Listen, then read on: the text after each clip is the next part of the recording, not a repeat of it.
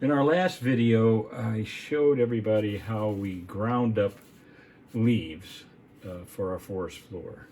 I just showed you grinding them up in a cheap blender. That was the first step in this process.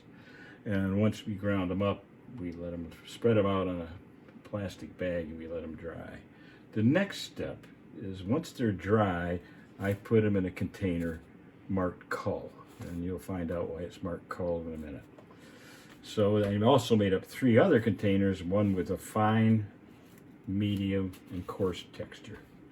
And the reason I've got a fine, medium, and coarse is because years ago I picked up 3 sieves, 3 kitchen sieves. And the mesh in each of these, one is larger than another, which is larger than another. This is the finest, this is medium, and this one is coarse.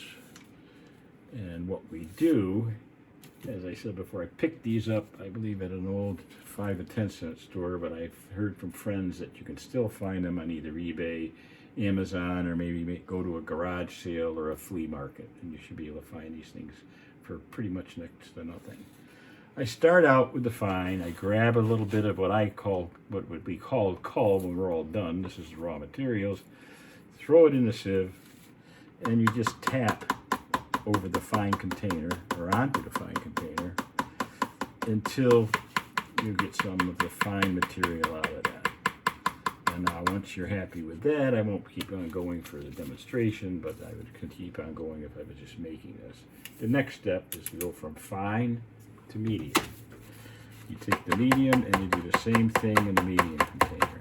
You just keep tapping until all of the medium textured material comes out into the medium container. And then last but not least, that goes into the coarse sieve, and you tap the coarse sieve until all of the coarse material is out and into the coarse container. When you're all done, you dump whatever excess you have back in the cull bucket, and I'll tell you a little about that in a second.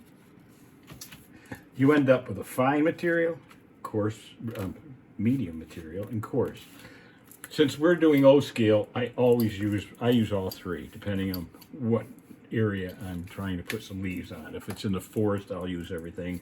If it's on a lawn or under a freestanding tree someplace, I may use just the fine or the medium. And in some instances, we'll actually pick a little bit of what we call the cull, and we'll use that. You probably wouldn't want to use that in N scale or something as small as that. But there's the second step in the process, and next time we're going to show you how to apply this stuff to a forest floor to vastly improve the looks of your forest. Thanks again, and see you soon.